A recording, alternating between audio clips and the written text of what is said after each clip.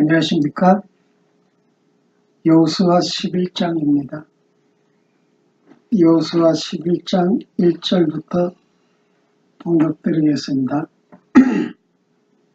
하솔왕 야빈이 이 소식을 듣고 마돈 왕 요박과 시므론 왕과 악삽 왕과 및 북방 산지와 기네롯 남편 아라바와 평지와 서방 도로의 높은 곳에 있는 왕들과 동서편 가나안 사람과 아모리 사람과 헷 사람과 브리스 사람과 산지의 여부수 사람과 미스바 땅 헤브론 산 아래 히윗 사람들에게 사람을 보내매 그들이 그 모든 군대를 거느리고 나왔으니 민중이 많아 해변의 다수다한 모래 같고 말과 병차도 심이 많았으며 이 왕들이 모여 나와서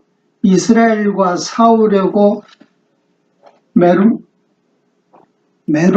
물가에 함께 침쳤더라. 전번 시간까지 10장을 통해서 다섯왕을 진멸시키시고 여호와 하나님께서 이스라엘 백성들에게 가나안 땅을 주셨는데 11장에 와서는 하솔이라는 나라의 왕 야빈이 이 소식을 듣고 다시 주위에 있는 모든 이방 왕들과 한마음 한뜻으로 이스라엘과 싸우려고 무장을 하고 다시 싸움을 시작하려고 무장을 하고 이스라엘을 치려고 준비를 하고 있는 내용이 지금 11장에 드러나는데, 그럼 하솔왕 야빈이라는 왕이 이 소식을 듣고, 그러니까 가나안 다섯 족속 다섯 왕들이 다 무너졌다는, 진멸되었다는 사실을 듣고 나서 그 주위에 있는 여러 왕들을 다 모여서 다시 한번 연합군을 형성해서 이스라엘을 치려고 대기하고 있습니다. 우리가 요 11장에서 중요한 것은 이 하솔이라는 나라는 이스라엘 북쪽으로 약 한 15km 정도 떨어져 있는 도시입니다. 그러니까 도시국가인데 이스라엘 북쪽으로 약 15km 정도 떨어져 있는 국가라 그럽니다. 그런데 왜 하나님께서 11장을 통해서 다시 한번 하솔왕을 등장시켜서 이스라엘을 대적하게 만들어서 다시 한번 여호와 하나님께서 이스라엘에게 힘을 주셔서 하솔왕을 물려쳐부시는 내용이 기록되어 있습니다. 그러니까 이게 하솔왕이 야빈의 사건은 오늘날 신학적으로 설명을 드리게 되면 지금 온 이스라엘에 대적되는 그 가나안 다섯 왕들은 여호와 하나님께 이미 다 물리치고 나서 이 소식을 하솔왕이 듣고 다시 주위 나라들의 왕들을 다시 불러서 다시 한번 이스라엘을 치려고 그럽니다. 그러니까 신약적으로 설명을 드리게 되면 앞부분에 가나안 다섯 왕들은 이 교회가 천국 가는 데까지 영원한 구원의 확신을, 구원의 견인을 인치셨다는 사실을 보여주고 11장에 들어와서는 이 하솔 왕을 진멸시켜서 이스라엘에 다시 한번 승리를 이루게 해주시는 여호와의 사건, 하솔 왕 사건을 통해서 드러나는 것은 뭐가 드러나냐? 교회의 지체인 우리 개인들, 교회의 지체인 성도들의 구원 확신을 지금 보여주는 내용입니다. 그러니까 이 하솔 왕이라는 그 동네와 이 하솔 왕이라는 이 지역과 이 지역은 여호수아가 모든 가나안 주변 땅들을 모두 다 평정을 하고 나서 이스라엘 12지파에게 나눠줍니다. 그런데 이 하솔 왕이 살고 있던 이 도시는 납달리 지파에게 나눠집니다. 이게 굉장히 중요한 사건입니다. 그럼 먼저 조금 더 성경을 봉독 그리고 같이 살펴보고 나서 말씀을 이어나가겠습니다.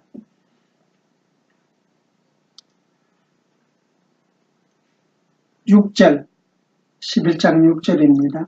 여호와께서 여호수아에게 이르시되 그들을 인하여 두려워 말라. 내일 이맘때에 내가 그들을 이스라엘 앞에 불러 몰살시키리니 너는 그들의 말 뒷발의 힘줄을 끊고 불로 그 병차를 살으라. 이에 여호수아가 모든 군사와 함께 메론 물가에 가서 졸지에 습격할 때에 여호와께서 그들을 이스라엘 손에 붙이신 거로 그들을 격파하고 큰 시돈과 미스로봇 마인까지 쫓고 동편에서는 미스바 골짜기까지 쫓아가서 한 사람도 남기지 아니하고 쳐 죽이고 여호수아가 여호와께서 자기에게 명하신 대로 행하여 그들의 말 뒷발의 힘줄을 끊고 풀로 그 병차를 살렸더라. 그러니까 여호와께서 여호수아에게 임재하셔서 하솔 왕이 다시 한번 여호수아와 이스라엘 백성들을 대적하기 위해서 그 주변에 있는 모든 왕들을 불러서 연합군을 형성해서 이스라엘을 치려고 그러는데 하나님이 다시 한번 여호와께서 여호수아에게 일러줍니다. 나타나셔서 내일 이맘때에 내가 그들을 붙여 몰살시키리니 여호수아야 너는 걱정하지 마라 이렇게 명하시고 단 그렇게 명하시면서 그들의 말 뒷발의 힘줄을 끊어버리고 풀로 그 병차를 다 살아라. 그러니까 말의 뒷발의 힘줄을 끊어버리면 말이 힘을 못 써죠. 일어서 있을 수 말이 걸을 수가 없겠죠. 그냥 무너져버리고 그리고 병차를 다 불살라버리고 그 말씀대로 여호와께서 여호수아에게 명하신 대로 여호수아는 그대로 행함으로 말미암아 병차를 다 불사르고 말의 뒷발의 힘줄을 다 끊고 그렇게 명하신 대로 해서 여호와께서 승리하게 하심을 보여주시는데 근데 여기서 중요한 부분, 중요한 표현이 6절에 보시게 되면 여호와께서 여호수아에게 이르시되 그들을 인하여 두려워 말라.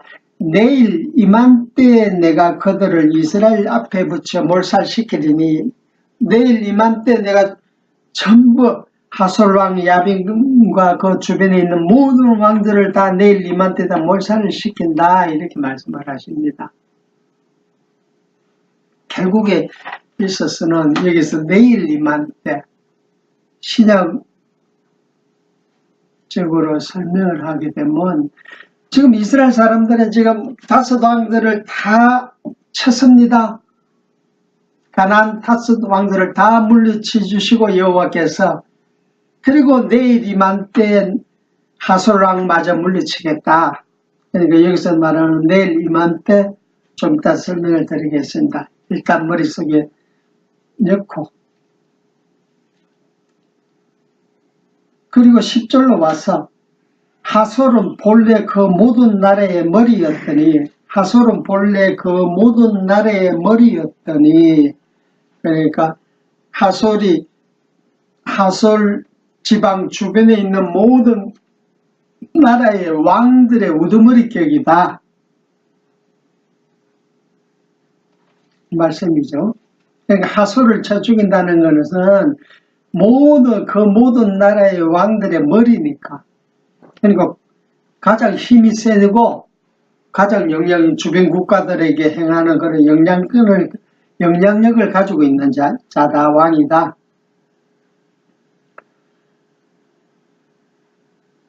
11절 그 가운데 모든 사람을 칼날로 쳐서 진멸하여 호흡이 있는 자는 하나도 남기지 아니하였고, 여호수아가 다 쳐부시는데 생명을 가진 자들은 다 하나도 남기지 아니하고, 또 불로 하소를 살랐으며 불태워서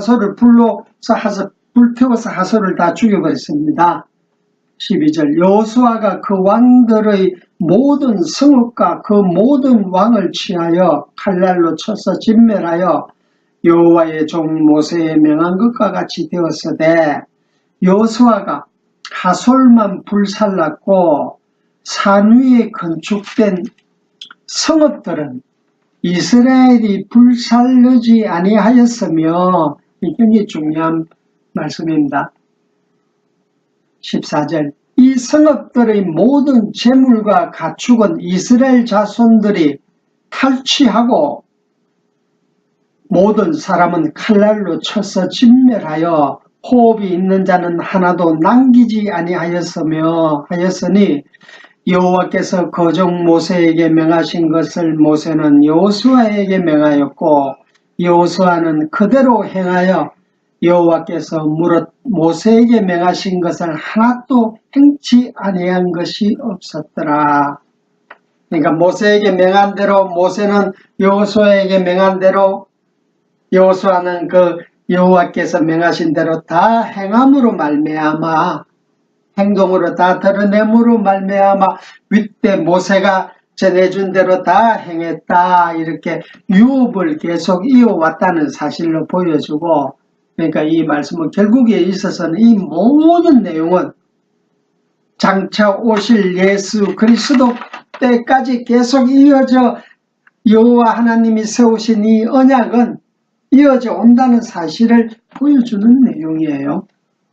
그리고 여기서 아까 지금 말씀드렸듯이 13절로 돌아와서 13절 여호수아가 하솔만 불살랐고 산 위에 건축된 성읍들은 이스라엘 자손들이 불사르지 아니하였으며, 이 성읍들의 모든 재물과 가축은 이스라엘 자손들이 탈취하고 모든 사람은 칼날로 다 쳐서 전멸시키고 호흡이 있는 생명을 가진 자들을 다 죽이고, 하솔 왕이 쓰고 있던 물건들은 다 노랑물 뺏어서 탈출을 다 하고 이스라엘 사람들이 다 쓰게 됩니다.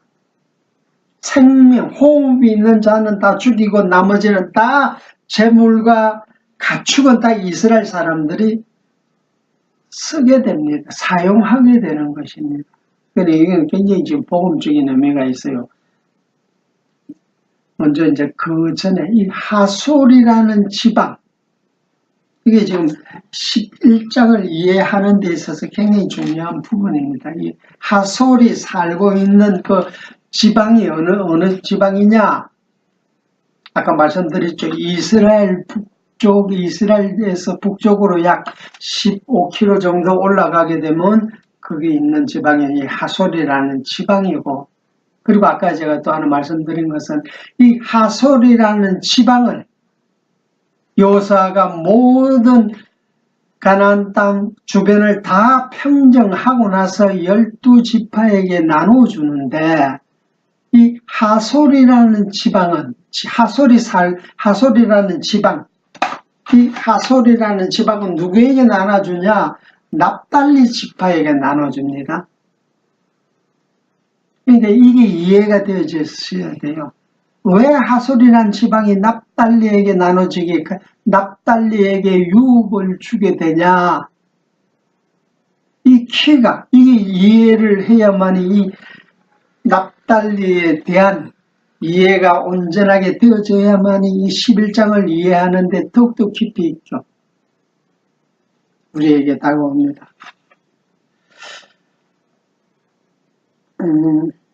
여호수아 19장 36절 찾아보세요. 여호수아 19장 36절 19장 36절 찾았습니까? 제가 봉독드리겠습니다. 아다마와 라마와 하솔과 게데스와 에드레와 엔하솔과 게드레와 엔하솔과 이론과 믹다렐과 호렉과 벳아낙과 베세데스니 모두 19성읍이요. 그러니까 하셀 왕이 살고 있던 그 하솔이란 지방으로부터 시작해서 그 주변에 있는 모든 성읍을 다 누구에게 주냐? 납달리에게 주는데 19성읍이더라. 요 19성읍이 굉장히 중요하죠. 19성읍이요. 또 그 촌락이라 39절 납달리 자손의 지파가 그 가족대로 얻은 기업은 이 성읍들과 그 촌락이었더라. 그러니까 납달리 지파가 얻은 유업은 하솔 이외의 다른 모든 성읍까지 총 19성읍을 납달리 지파에게 유업으로 나눠줬습니다.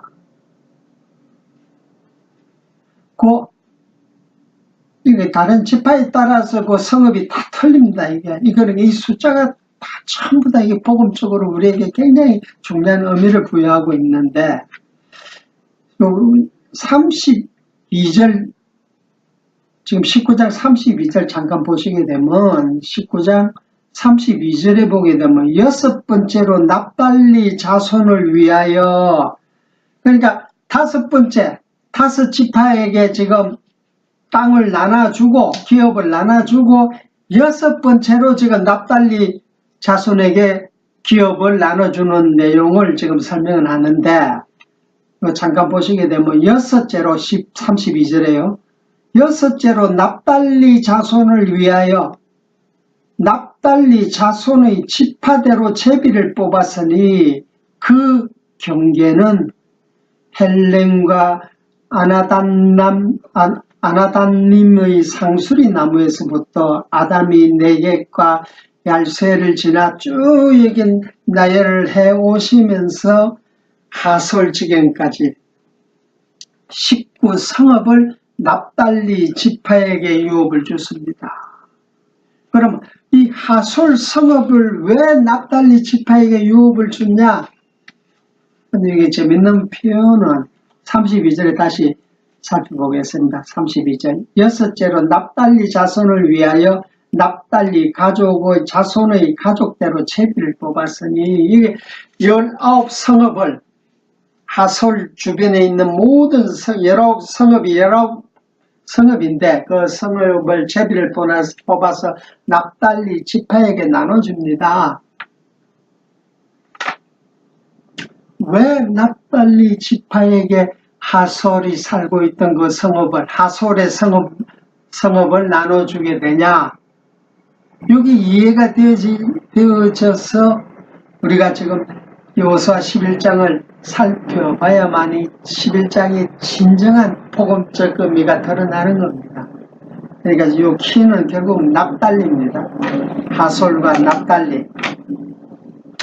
그럼 이 납달리라는 지파, 야곱의 12형제 중에 야곱의 12아들 중에서 이 납달리라는 아들은 하나님께서, 여호와께서 뭘 보여주시기 위하여 납달리라는 아들을 낳게 하셨냐? 그 의미를 우리가 살펴봐야 되겠죠. 이 키는 이 납달리가 굉장히 중요한 부분입니다. 제가 그러기 위해서는 창세기 30장 8절 선생님 찾아보세요. 창세기 30장 8절입니다. 창세기 30장 8절 창세기 30장 8절에 보시게 되면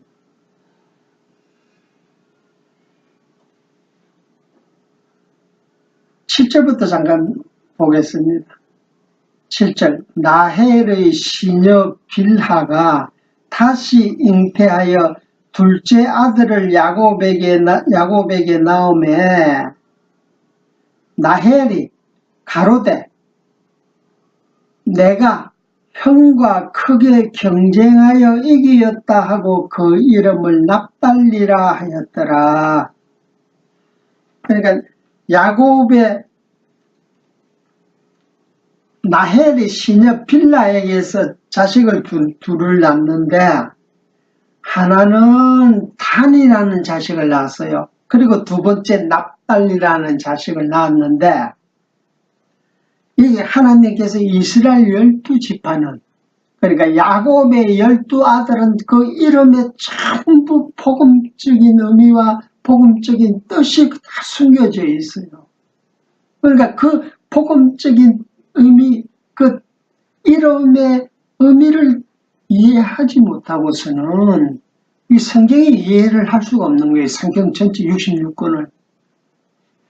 그럼 이 납달리라는 이름의 뜻이 뭐냐? 경쟁하여서 이겼다. 이렇게 지금 설명을 합니다. 왜 납달리라고 이름을 붙였냐? 하니 8절 라헬이 가로되 내가 형과 크게 경쟁하여 이겼다 하고 그 이름을 납달리라 하였더라. 이렇게 지금 설명을 합니다. 그러니까 라헬이 내가 형과 크게 경쟁하여 이겼다. 이 라헬은 야곱의 두 번째 아내입니다. 이거 첫 번째 아내는 누구예요?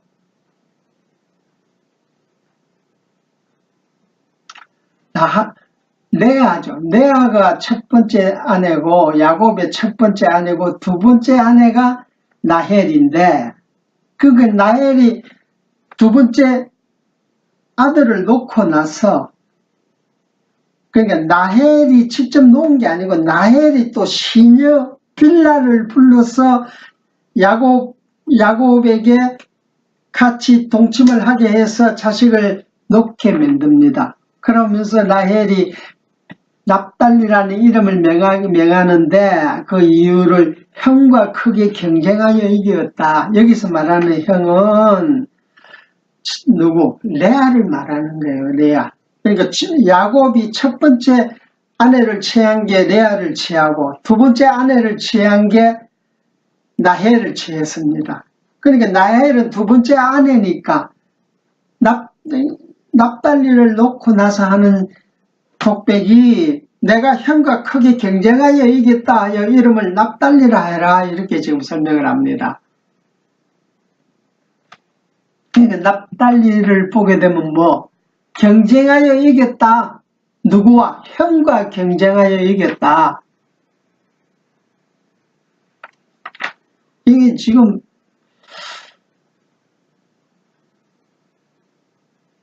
야곱이 태어날 적에도 누가 있었어요? 에서가 있었죠. 뱃속에서. 에서와 야곱이 뱃속에 있었죠. 먼저 태어난 자가 누구예요? 에서가 먼저 태어났죠. 그리고 야곱이 나중에 나중에 늦게 나왔죠. 상태를 가져서나 야곱이 두 번째로 나오고 첫 번째를 나온 게 에서인데 에서가 야곱을 자꾸 괴롭힙니다. 그러니까 하나님께서 이 성경의 이 스토리를 하나님께서는 성경 창세기 1장 1절과 요한계시록 끝까지 특별계시 시작과 끝을 통해서 하나님이 꼭 보여주시는 게 있어요. 뭘 하나님께서 작정하신 뭘 보여주기 위해서 항상 선택과 유기를 보여줍니다. 그러니까 먼저 태어나는 것은 하나님께서는 어떻게 하시겠어요? 유기된 자를 먼저 항상 태어나게 하십니다. 그리고 나중에 태어나는 자, 두 번째 태어나는 자는 선택받은 자. 하나님의 유업을 받은 자입니다. 언약, 약속을 받은 자입니다. 사도 바울은 갈라디아서에서 설명하기를 이스라엘이라고, 아브라함의 아들이라고 다 아브라함의 아들이 아니다. 약속의 씨가 아브라함의 아들이다.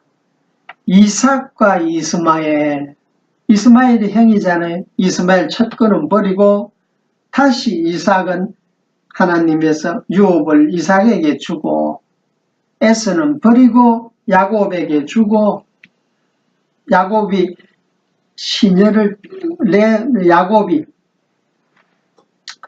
나헬의 시녀 빌라를 통해서 자식을 낳게 해서 두 번째 낳은 자식을 경쟁을 해서 이겼다 해서 납달리라고 이름을 지었습니다. 그럼 납달리가 경쟁을 해서 이겼다 해서 납달리고, 그러면 납달리와 경쟁을 한 자가 누구겠어요? 납달리의 경쟁 상대는 먼저 태어난 자예요. 납달리보다 먼저 태어난 자. 이게 신학적으로 와서.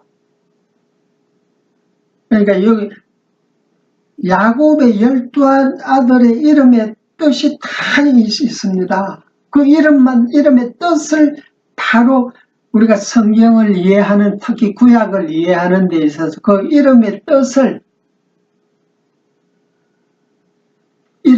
뜻을 통해서 구약이 이해되어지면 이 구약이 복음으로 쫙 드러납니다. 그러니까 경쟁에서 이겼다. 경쟁의 상대는 먼저 태어난 자예요. 그러니까 하나님께서 먼저 태어난 것은 전부 하나님의 것이다. 첫 새끼는 너희들 내한테 다 바쳐라. 하나님께서 하나님의 재물을 하나님이 정해주는데 여호와께서 첫 새끼 다 하나님의 것이다. 처음 태어난 자, 장자는 전부 하나님의 것이다 해서 첫 새끼는 다 하나님께서 다 죽여버립니다. 애굽에서 처음 난 새끼는 다 죽여라 해서 싹 다 죽이지 않습니까? 근데 이스라엘의 첫 새끼도 다 죽어야 되는데, 장자도. 이스라엘의 장자만 애굽에서 어떻게 살아났어요? 문설주의 양의 피를 바른 집만이 죽이지 않고 하나님께서 문설주의 피를 바르지 아니한 애굽 사람들의 애굽 사람들의 장자만 죽입니다. 건너뛰어서. 이스라엘 집은 건너뛰어서 애굽 집으로 들어가서 죽이고, 또 이스라엘 집은 건너뛰어서 애굽 집으로 죽이고 해서 그걸 갖다가 하나님께서 유월절이라 그러지 않습니까? 이 유월절의 절기를 지켜라. 장자를 죽이고 이스라엘은 장자가 죽지 아니한 이유가 뭐냐? 유월절에 어린 양의 문설주의 피를 발림으로 죽지 아니하였다. 그러니까 이 사건을 우리 교회 속으로 그대로 가져오게 되면 납달리를 우리가 교회의 지체인 성도로 비유를 하게 되면 이 납달리가 누구겠어요? 그러니까 경쟁에서 이겼다. 경쟁의 상대는 누구예요? 언약의 씨를 받지 아니한 누구겠어요? 유기된 자들이에요. 유기된 자들. 그러니까 예수님께서 말씀하셨듯이 거듭나지 아니하면 천국에 올 자가 아무도 없다. 육으로 온 것은 육이요 영으로 온 것은 영이니라. 그러니까 우리 예수 믿는 우리 교회의 지체인 성도들도 예수 믿기 전에는 우리가 어떻게 살았어요? 우리는 이 땅에 태어나면서 죽기 위해서 죽을 수밖에 없는 우리 몸으로 나아가서 다윗은 시편에서 재중에서 잉태하고 재중에서 태어난다 이렇게 설명을 하고, 이미 우리 육으로 태어난다는 것 자체가 이미 죽기 위해서 태어나는 거예요. 이 육을 가진 우리가. 그러면 죽을 수밖에 없는데 하나님께서는 애굽의 사건을 통해서 문설주에 피를 바른 자들은 죽기 위해서, 이 육신이라는 것은 죽기 위해서 태어난 자들인데 결국은 다 죽지 않습니까? 육신을. 그러니까 죽기 위해서 태어난 자들인데 우리도 먼저 태어났죠. 예수 믿기 전에 나는 죽기 위해서 태어난 소나 돼지처럼, 개돼지처럼 우리 죽기 위해서 다 태어난 자들이에요. 우리 예수 믿는 우리들도, 성도들도. 그러면 그 죽음이 이 육신이 살아있을 적에는 그걸 잘 몰라요. 육신이 죽어야만이 우리가 죽는다는 사실을 인지를 한단 말입니다. 그래서 하나님께서는 너희들을, 육으로 죽을 수밖에 없는 너희들, 육으로 죽은 너희들을 다시 살리시기 위해서 하나님께서 예수 그리스도를 보내서 우리가 죽어야 될 육신의 죄를 그리스도에게 덮으시고서 우리 죄를 대신해서 그리스도가 죽으셨단 말입니다. 그러니까 우리가 거듭났다는 것은 육으로는 우리가 죽을 수밖에 없는데 그리스도께서 우리 속에 오셔서 우리를 다시 거듭나게 해서 영원한 생명을 얻었다. 그러니까 육과 경쟁해서 우리 속사람이 이긴 거예요. 그 납달리가 경쟁해서 이겼다. 그러니 지금 여기서 이제 지금 창세기 30장 8절에 지금 봉독 드린 대로 납달리는 경쟁에서 이겼다. 그러니까 첫 새끼하고 싸워서 둘째가 이겼다. 이걸 납달리를 통해서 하나님이 우리에게 보여주는 사건이다. 그럼 다시 여호수아로 돌아와서 여호수아 11장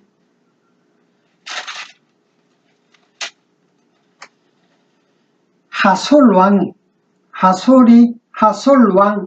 야빈이, 이 11장 1절, 하솔왕 야빈이 이 소식을 듣고 마돈 왕 요밥, 시브론 왕 아삽, 그러니까 주변의 모든 왕들을 불러드립니다. 이 소식을 듣고 가나안 5 왕을 전멸시키신 여호와의 소식을 듣고, 여호와께서 이스라엘 백성들 여호수아로 더불어서 가나안 5 왕들을 다 진멸시켰다는 소식을 듣고 주변 왕들을 불러서 연합을 이루어서 이스라엘과 여호수아와 대적하기 위해서 이제 나타난 내용이지 않습니까? 11장에서. 그러니까 이 하솔 왕이 있던, 아까 지금 19장 납달리 지파들이 이 하솔 왕이 거했던 그 지역을 전부 다 가서 다 뺏어버립니다. 뺏어서 납달리에게 준단 말입니다. 그러니까 납달리가 경쟁해서 이겼다. 그래, 이긴 결과가 뭡니까? 이긴 결과가 하솔 왕이 살고 있던 그 지역을 전부 다 누구에게로, 납달리가 다 그걸 가져가는 거예요. 이겼기 때문에. 다 탈취를 해버린단 말입니다. 그쪽에 있던 모든 것을 다. 그러면 하솔 왕이 살고 있던 그 지역을 납달리가 가져갑니다. 경쟁에서 이겼기 때문에.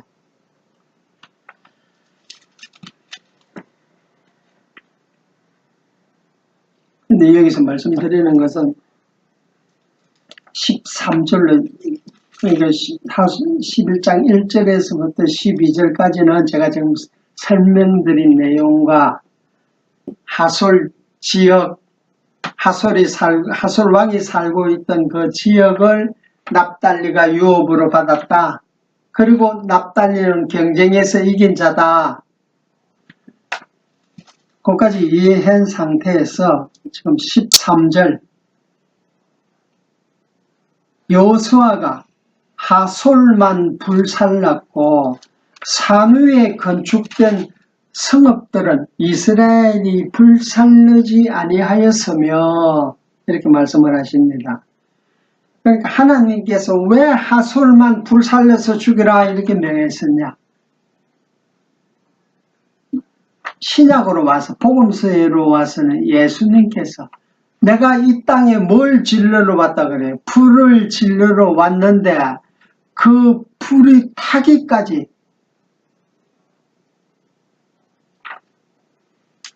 예수님께서 불을 지르러 왔다 해서 이스라엘 예루살렘을 다 불을 지릅니까? 아니죠. 그 의미의 뜻은 또 다른 어떤 뜻이 있겠죠. 하솔 왕을 불로 살라서 죽였듯이 예수님이 2000년 전에 오셔서 불을 살았습니다. 하솔을 죽인단 말입니다. 그리고 부활함으로 말미암아 죽이고 다시 살아나신 거예요. 하솔만 죽이고 당신께서는 부활하심으로 말미암아 하솔을 이깁니다. 승리자로. 그러니까 불살르지 아니하였으며 14절 이 성읍들의 모든 재물과 가축은 이스라엘 자손들이 탈취하여 모든 사람은 칼날로 쳐서 진멸하여 호흡이 있는 자는 하나도 남기지 아니하였으며 그러니까 이방 땅에 하솔 땅에 살고 있는 모든 족속들 호흡이 있는 자들은 다 진멸을 시켜야 됩니다.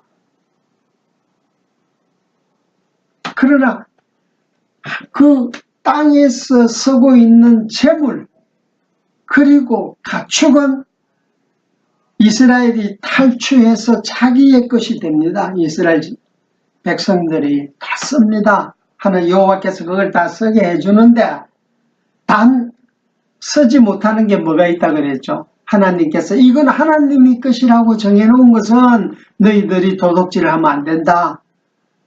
우리가 요소하면서 봤죠. 아간의 사건을 통해서.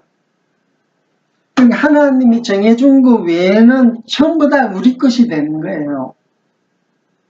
그러니까 교회로 설명드리면 우리가 성도가 교회 생활을 시작할 적에 아간이 아니고 우리 하솔 교회 생활을 시작할 적에 시작하기 전에 거듭나기 전에 우리 납달리가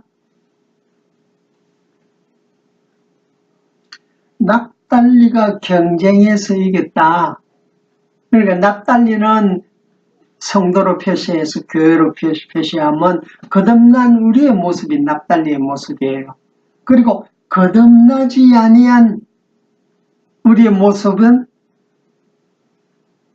하솔의 모습이란 말이에요. 하솔의 모습 이것도 이제 각각에 설명하면 거듭나지 아니한 우리의 모습은 우리 육신의 우리 모습이지 않습니까? 그러니까 거듭나고 나서 납달리가 경쟁해서 이겼기 때문에 이 하솔 지방의 것은 다 탈출을 해와야 되는 거예요. 이스라엘 백성들이. 전부 다 탈취해서 재물과 가축은 다 이스라엘 백성들이 쓰듯이 그러니까 우리가 교회가 거듭나기 전에 쓰고 있던 우리가 육신의 소욕을 가지고 거듭나기 전에 내가 이 세상 모든 환경 속에서 내가 살아왔고 내가 지니고 있었고 그리고 내가 사용하고 모든 내용, 모든 것, 주위 환경들은 전부 다 납달리의 것이 된단 말입니다. 납달리의 것, 이 하솔이 납달리가 유업으로 받았기 때문에 그럼 막 간단하게 설명하게 되면 내가 예수 믿기 전에 했던 모든 일거수일투족이 예수 믿고 나니까 허황된 것이었단 말이에요. 내가 주인이 되어서 내 주인이 돼서 내 욕망에 사로잡혀서 했던 모든 일들이 납달리 거듭나서 보니까 옛날에 했던 일을 통해서 거듭나기 전 내 일거수일투족의 모든 모습을 통해서 뭘 알게 되는 거예요? 뭘 깨닫게 되는 거예요? 깨닫게 되겠어요?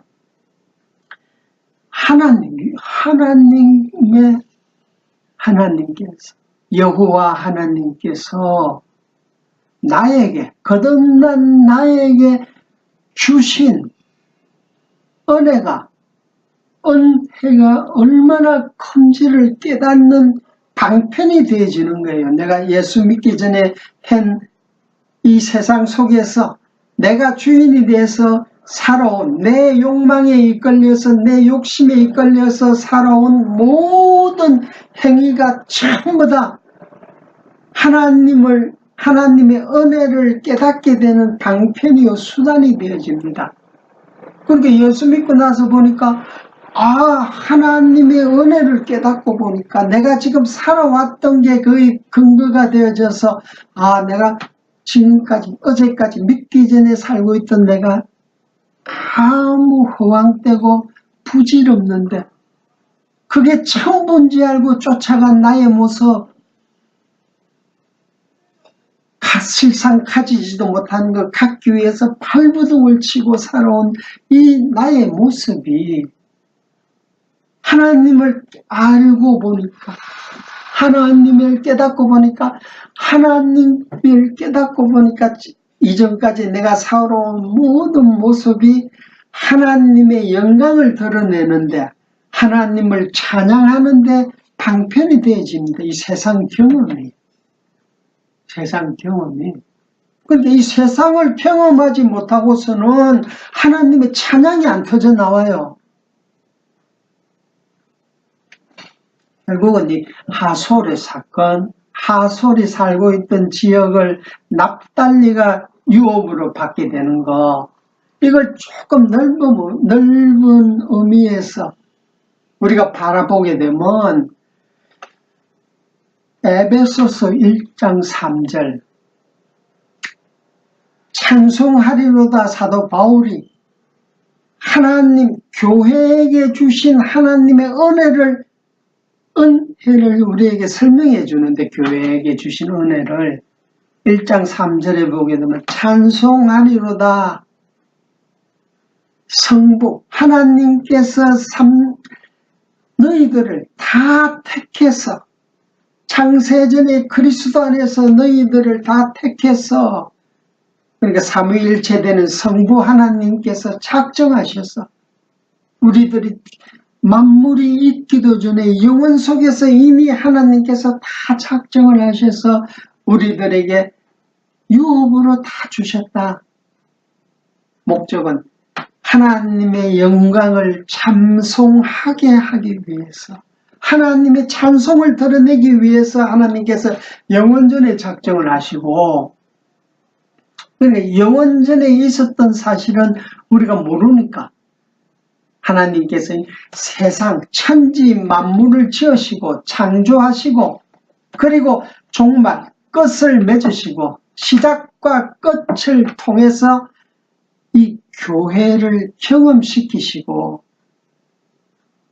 세상 속에서 이 교회를 경험을 시킵니다. 무슨 경험?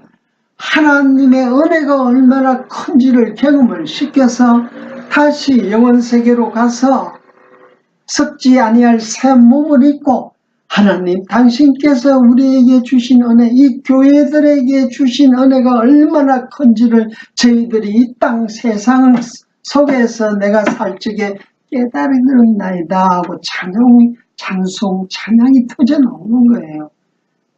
고로 말해서 하나님께서 천지 만물을 만드는 목적이 뭐냐? 찬송하게 해주기 위해서. 그러니까 이 찬송은 하나님께서 주신 은혜의 깊이, 은혜의 넓이, 깨달아야만이 찬송, 찬양이 나오는데 하나님께서는 이 천지 만물을 지으시고 우리들에게 천지 만물을 지으시고 처음 지으실 때는 하솔 지방의 왕이 통치를 했듯이 세상 근세가 통치하게 만들어서 그럼 그대로 끝나냐? 아니다. 우리는 여섯 번째 납달리가 받을 유업이 있으니까 여섯 번째 납달리에게 유업을 주시는데 그래서 유업을 받은 납달리는 나헬의 종 빌라의 두 번째 아들로 태어납니다. 그 납달리. 그러니까 이 교회에 거듭난 우리가 거듭난 모습으로 태어나고 나서 경쟁에서 이겼다. 첫 번째 것을 우리가 다 이겨버렸지만 불살르면 안 된다. 그 왕만 하솔 왕만 불살라버리고 나머지는 다 탈출을 해서 우리가 너희들이 다 이스라엘 백성들이 사용해라 하신 대로 이스라엘 백성들이 탈취한 노랑물을 다 탈취해 옵니다. 그러니까 성경의 논리라는 것은 성경에서 구약에서 중요한 것은 탈취 노랑물 11조를 표현했는데도 노랑물 중 일부를 좋은 것으로 하나님께 드리므로 히브리서에서 6장에서 아브라함의 11조 사건을 설명할 적에 그러니까 탈취를 해서 쓴다는 것은 호흡 있는 것만 빼고 다 우리 것이 됩니다. 하나님이 정해놓은 재물 빼고 그러니까 다 우리 것이 됩니다. 그러니까 아간의 사건을 통해서도 그리스도만 빼고 그리스도가 맡은 사역 통틀어서 다 예수는 그리스도다. 예수 그리스도 빼고는 다 우리 겁니다. 그러니까 우리의 물구수 일투족을 통해서 세상 속에서 취득한 모든 경험이 바탕이 돼서 우리 입에서 찬송, 찬양, 찬미가 터져 나오게 되는 겁니다. 하나님의 이 구속사적 섭리 결국에 있어서는 우리 성도들이 가장 기쁠 적에는 우리가 어떨 때 가장 모든 게 다 필요 없고 오로지 내가 내 위치에서 내가 있는 내 가진 걸로 만족을 느끼고 족함이 없나이다 하고 하나님께 신앙 고백이 되어질 적에는 찬양하는 그 순간이 되어지는 거예요. 그러니까 찬양의 결과 찬양을 통해서 우리가 뭘 얻어요? 편히 쉼을 얻는 거예요. 찬양하는 순간 하나님 아버지 은혜 감사합니다. 찬양하는 순간에는 우리가 아무것도 다른 생각이 안 나는 거예요. 찬양이 끝나고 내가 주인이 되고 그러니까 모든 만물의 탐욕이 내가 주인이 됐을 적에 생기는데 그래서 하나님께서는 천지 만물을 지으시고 세상 종말을 통해서 시작과 끝 알파와 오메가를 통해서 하나님의 영광을 드러내고 그 영광을 우리가 특별히 계신 말씀을 통해서 깨닫고 보니까 우리 입에서 찬양이 터져 나오고 저 땅에 가게 되면 저 땅은 먹고 마시는 데가 아니고 영원히 찬양만 드러난 편히 쉼을 드러난다. 찬양의 결과로서 편히 쉼을 가지는 거예요. 그러니까 여호수아 11장을 통해서 하솔 왕 야빈의 사건을 통해서 그 지역을 납달리가 유업으로 받게 되고 그 유업을 통해서 우리가 어떻게 찬양을 드러내게 되고 그 찬양을 통해서 천국에 대한 소망을 더욱더 가지게 되고 그러니까 하나님의 다시 정리해서 말씀드리면 10장을 통해서 다섯 왕들 다 물리쳤습니다. 그 말은 근데 아까 제가 잠깐 우리가 머릿속에 기억을 하고 담고 넘어간 내용 중에서 6절에 보게 되면 여호와께서 여호수아에게 이르시되 그들을 인하여 두려워 말라. 내일 이맘때에 내가 그들을 이스라엘 앞에 저 몰살시키리니 내일 시킨다 그래야죠. 보세요. 10장을 통해서 5 왕들을 다 진멸시키지 않았습니까? 그러니까 생명의 떡은 영원히 살 수밖에 없는, 죽을 수가 없는 영원한 생명의 떡을 우리가 다 먹었는데, 양식을 먹었지 않습니까? 그러니까 다소당 사건을 통해서 설명을 드리고, 그러나 지금 아직은 우리가 이 육신이 있으니까 아직은 무슨 생각이 하겠어요? 아직도 욕심, 욕망이 생겨난단 말입니다. 아주 마귀의 소욕 속에 있으니까. 그러나 내일 이맘때에 내가 하솔왕을 진멸시키겠다 이렇게 말씀하신 대로 여기서 말하는 내일이라는 것은 지금 오늘날 신약적 교회로 와서 보면 하솔왕 전에 5 왕을 다 죽였던 사실이 날짜로 숫자로 설명 이틀째가 되는 거예요. 거듭나고 나니까 우리가 지금 다 이틀째 숫자 2로서 거듭남을 표시한다 하지 않았습니까? 그러니까 숫자 1은 6, 언약을 받은 약속의 씨가 6의 옷을 입고 태어난 걸 1로서 표시하고, 그리고 거듭나니까 2로서 거듭남을 표시하고, 그 다음에 3은 뭐라 그랬어요? 부활을 표시하는 거예요. 그러니까 예수님이 이 땅에 온 것은 육신의 옷을 입고 육신을 입고 이 땅에 오시고, 둘째 날 이 땅에 오셔서 육신의 옷을 입으셔서 죽으시고, 둘째 날 다시 태어나시고, 십자가상에서 다시 태어나시고, 셋째 날 제3일째 되는 날 부활하시고 하늘나라 성천하셨어요. 그러니까 예수님이 내가 보여줄 표적은 요나의 표적밖에 없다. 성전을 허물으라 3일 만에 내가 짓겠다. 그러니까 예수님의 사역은 시간적으로 표시하게 되면 첫째, 둘째, 셋째 이 3으로 표시하는 거예요. 3으로 표시. 그러니까 내일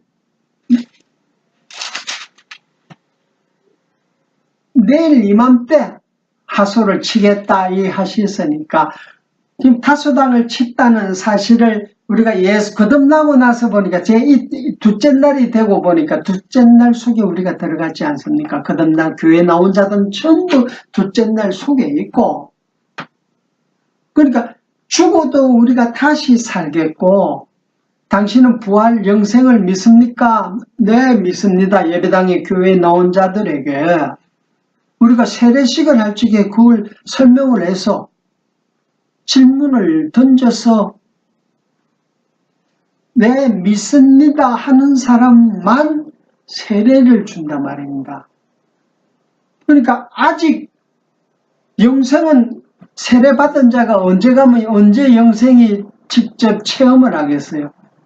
육신을 벗어버리고 부활로 들어가야만이 제3일이 되어야만이 영생을 체험할 수가 있지 않습니까? 그러나 아직 나는 부활을 체험하지는 않았지만, 직접 내 몸에서 체험하지는 않았지만 나는 부활할 것을 확실히 믿습니다 라는 걸 신앙 고백을 하는 자에게 세례를 준단 말입니다. 형식적인 세례를. 그렇듯이 이 다소당을 지금 다 죽이지 않았습니까? 그러니까 우리는 거듭나서 영원한 생명의 떡을 먹었기 때문에 꼭 부활한다라고 믿으니까 언제 내일 이맘때, 지금 여기서 말씀하시는 대로 내일 이맘때 내가 하솔을 다 쳐 죽이겠다. 하솔 지방에 있는 모든 왕들을 이렇게 설명을 했으니까 여기서 말하는 내일 이맘때가 신약적으로 설명하게 되면 예수 믿는, 우리가 지금 이 땅에서 예수 믿는 자는 아직도 내일이 아직 안 왔단 말입니다. 아직 우리에게 아직 오지 않았어요. 김 집사가 어저께 죽었습니다. 그래서 김 집사한테는 내일이 적용이 되어도 육신을 벗는 자에게는 개인적 시차로서는 3일이 온 자들도 있어요. 천국 간 자들은. 그러나 전체적으로 이 교회가 내일 이맘때 하소를 내가 쳐 죽인다, 진멸시킨다, 호흡이 있는 자마다, 호흡이 있는 자는 다 죽여버린다 하신 대로 장차 그리스도가 이 땅에 오셔갖고 이 하솔과 주위에 있는 모든 왕들을 다 쳐 죽여야만이 내일이 끝나지 않습니까? 그 내일이 다시 말해서 교회가 최종 심판대에 서서 부활의 옷을 교회가 다 부활의 몸으로 천국 가는 그날이 구약적 설명으로 말해서 여호수아가 말했듯이 내일 이맘때 여호와께서 다 진멸시킨다는 그 날이 적용되는 날이에요. 그러니까 구약은 지금 모형과 그림자로 보여주니까 그 내일이 시간 속에서 그 다음날 하소를 다 죽여버리고 지금 그 사건을 우리가 지금 11장을 통해서 공부를 했지 않습니까? 이해가 되십니까? 이게 이해가 되지만 성경에 말하는 이 숫자와 아까 말씀드린 12지파의 그 야곱의 12아들의 이름 그뿐이 아니죠. 이 성경에 나오는 모든 지명 이름이 의미가 있고 뜻이 다 있어요. 그러니까 하나님의 그 섬세한 섭리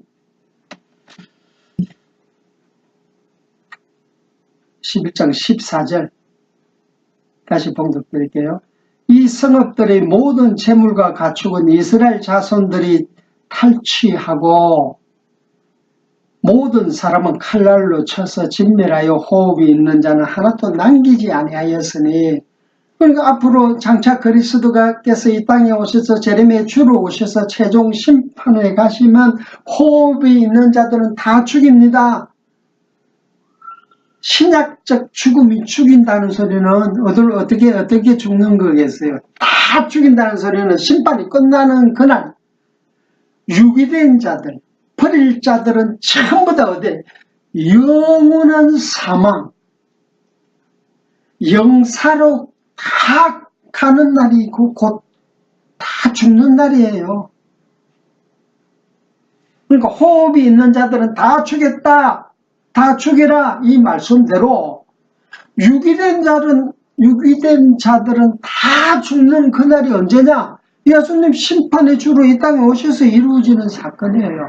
그러니까 모형적으로 그림자적으로 보여주는 사건이니까 여호수아는 호흡이 있는 자는 다 죽이라 하신 대로 예수님께서 오시게 되면 이제 완전히 다 죽이기 때문에 이제 완전히 끝나는 거예요. 우리는 영원한 생명의 옷으로 입고 유기된 자들, 호흡이 있는 자들, 유기된 자들은 다 영원한 사망의 몸으로 떨어지는 거예요. 그래서 우리는 영생, 버릴 자들은, 유기된 자들은 영사, 영원한 사망으로 가고 우리는 영원한 생명으로 가고 이 주권을 가진 자가 이 여호와시다. 여호와께서 이미 영원전에 창세 전에 이미 선택과 유기를 정하셨단 말입니다. 그러니 아까 말하는 납달리 경쟁을 해서 이겼다.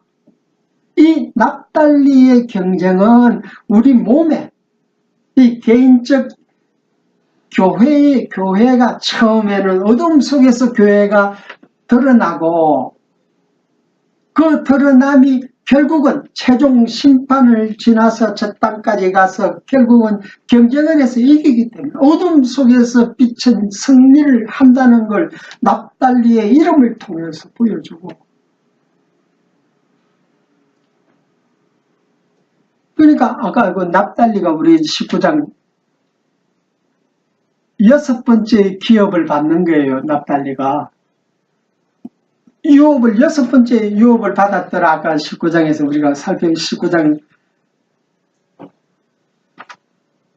19장에서 우리가 살펴봤지 않습니까? 6번째 날. 그러니까 하나님의 시간은 며칠이라 그랬어요? 7일이라 그랬죠. 우리의 시간도 결국은 제7로서 표시가 되니까 우리가 안식 속에 들어가는 날 그게 7일 속에 우리가 완전히 들어가는 날이고 유업은 지금 여섯째 날에 유업을 주는 거예요. 여섯째 날이 끝나는 날이 언제냐? 지금 호흡이 있는 자들 다 죽이는 그 날이 여섯째 날이 완전히 끝나는 날이에요. 전체적으로. 개인적으로는 예수 믿는 자들은 죽는 그 날이 개인적으로 여섯째 날이 끝나는 날이지만 이 성경은 개인적인 관점에서 성경을 기록되어진 게 아니고 이스라엘 관점에서 구약이 지금 기록이 되어 있기 때문에 온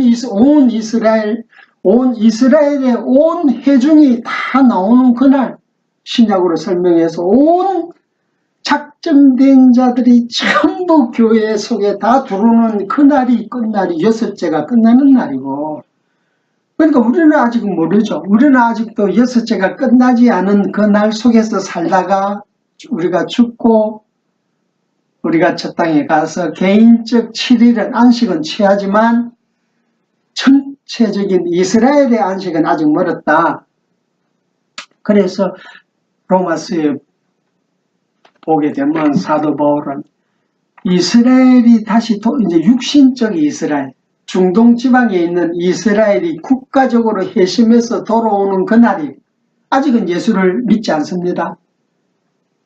정확하게 표현하면 아직은 이스라엘은 예수를 그리스도라고 믿지를 않고 있습니다.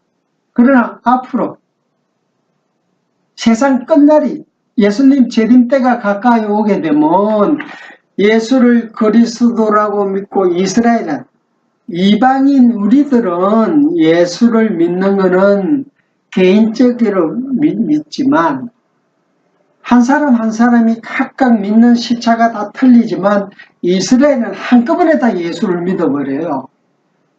그러니까 우리가 귀를 기울일 것은 이스라엘이라는 나라가 예수를 그리스도라고 믿더라 이 소리가 들리면, 이 뉴스가 우리 귀에 들리면 예수님 재림 시간이 가까이 왔구나 이걸 우리가 깨닫게 되는 거예요. 그러니까 세상 종말이 언젠지 그리스도 재림하시는 날이 언젠지 알 수는 없으나 이스라엘이 전체 국가적으로 구원받는 예수를 그리스도라고 믿는 그날, 그게 회심하고 회개하고 돌아오는 날이거든요. 이스라엘이 국가적으로. 그러니까 이스라엘에서 예를 들어서 2000년 전에 우리 조상들이 나사렛에서 태어난 예수라고 착각을 하고 십자가에 못 박혀 죽었지만 그 예수가 우리 아브라함과 이삭과 야곱과 모세와 여러 선지자들에게 말씀한 메시아입니다 라고 돌아오는 게 믿는 거예요. 그 사람들이. 그러니까 그런 믿음을 갖는 그날이 세상 종말과 아주 가까이 왔다 이렇게 우리가 이해했으면 틀림이 없어요. 그러니까 내일 예수를 온다, 며칠 날 예수가 온다, 전부 다 거짓말이에요. 그게 전부 다 무당짓이고 무당짓입니다. 그럽니다. 그러니까 우리는 나를 알 수가 없어요. 성경이 가르쳐 주지 않았는데 우리가 어떻게 알겠어요? 단 그런 징조. 그러니까 우리가 주의 깊게 볼 것은 이스라엘이 예수를 그리스도라고 예수 그리스도를 믿는다 소리를 우리가 듣는 날까지 우리가 이 땅에 있을지 없을지는 모르지만 거기 듣는 날이 예수님 재림하고 아주 가까이 와 있다. 재림이. 그래서 예수님이 2000년 전에 성천하시면서 사도행전을 통해서 땅끝까지 복음이 전파된다는 사실을 우리들에게 예언을 해주셨어요. 그 예수님이 예언하신 대로 땅끝까지 복음이 전파되는 그날이 언제냐? 이 복음이 예루살렘으로부터 출발하여 서쪽으로 가서 한 바퀴 치고 한 바퀴를 돌고 다시 원위치로 돌아오는 그게 땅끝까지 복음이 끝나는 날이에요. 그러니까 예루살렘으로 다시 복음이 들어가는 그날. 지금 복음이 어디까지 왔어요? 아직 아시아까지 우리가 왔잖아요, 지금. 그러니까 그 거리상으로도 얼마 안 남았지만, 근데 그 정확한 기간은 우리가 알 수 없으나, 예수님의 예언하신 대로 사도행전 1장 8절 말이 나온 김에 사도행전 1장 8절은 명령문이 아니에요. 예언문입니다. 예언서단 말입니다. 왜? 우리에게 믿음을 주려고 예수 그리스도께서 예언하신 거예요. 지금 그 예언대로 지금 되어져 가고 있어요, 없어요? 예루살렘으로부터 출발한 그 복음의 시가 서쪽으로 해서 구라파로 해서 아메리칸까지 한 바퀴 돌고, 한 바퀴는 아니지만 아메리칸까지 돌고 아시아까지 다시 와서 대한민국을 통해서 지금 중국에서 딱 막혀 있지 않습니까? 중국을 지나서 인도를 지나서 이스라엘로 곡한 게 끝날이에요. 정말 내용이 조금 다른 쪽으로 갔습니다. 요수아로 돌아와서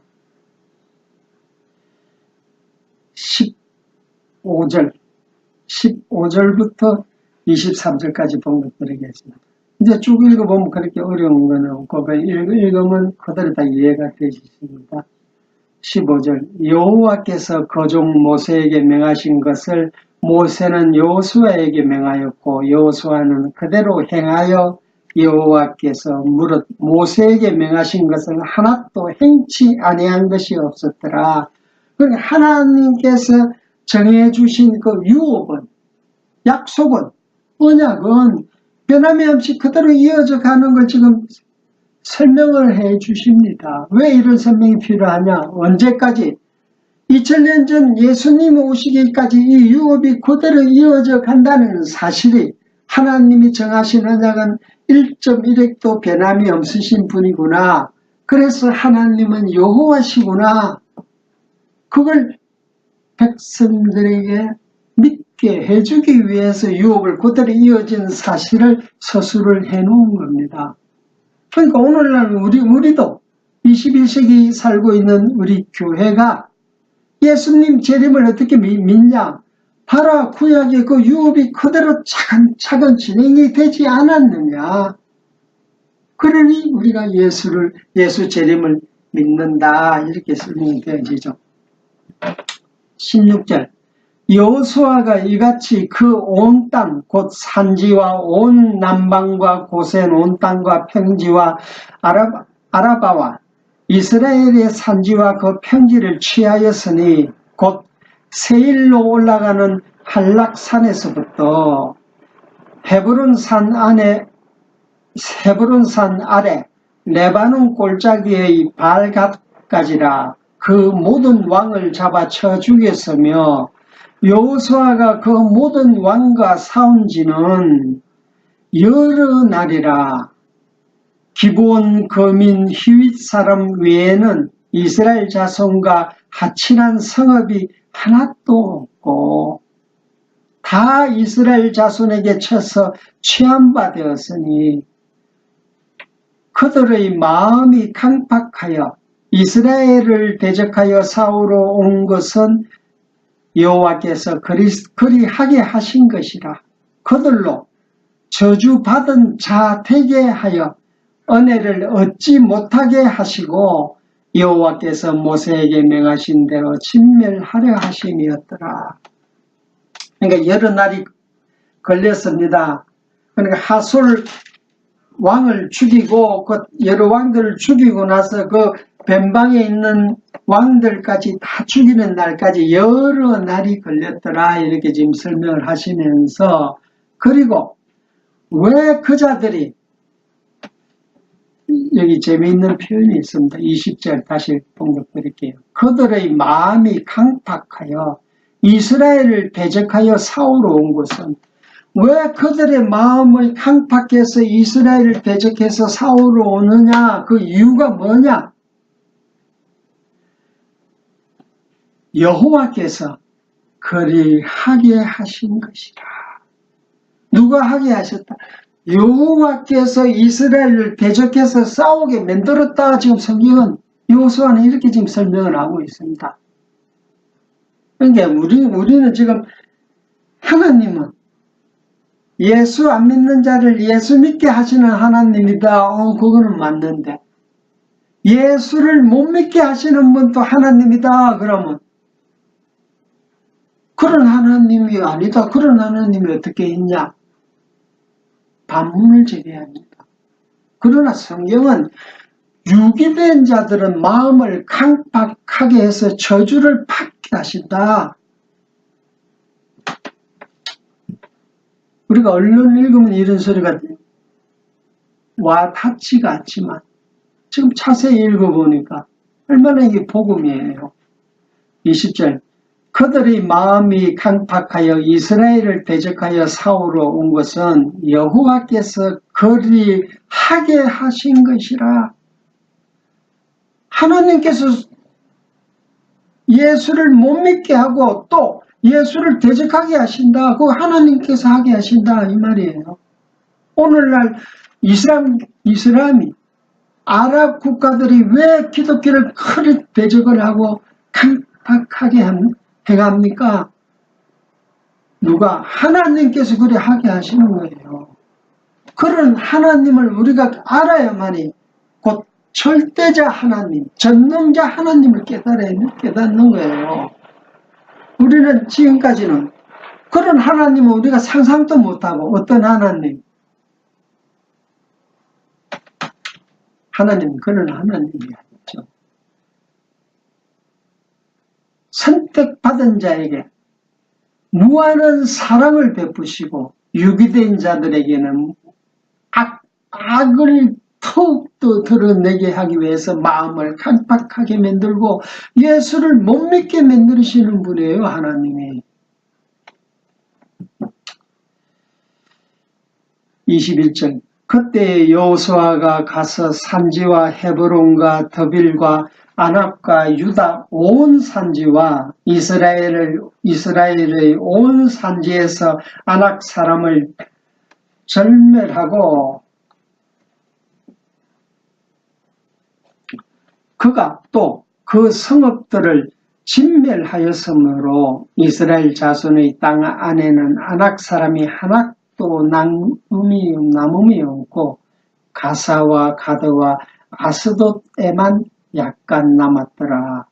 이와 같이 여호수아가 여호와께서 모세에게 이르신 말씀대로 그 온 땅을 취하여 이스라엘 지파의 구별을 따라 기업으로 주었더라.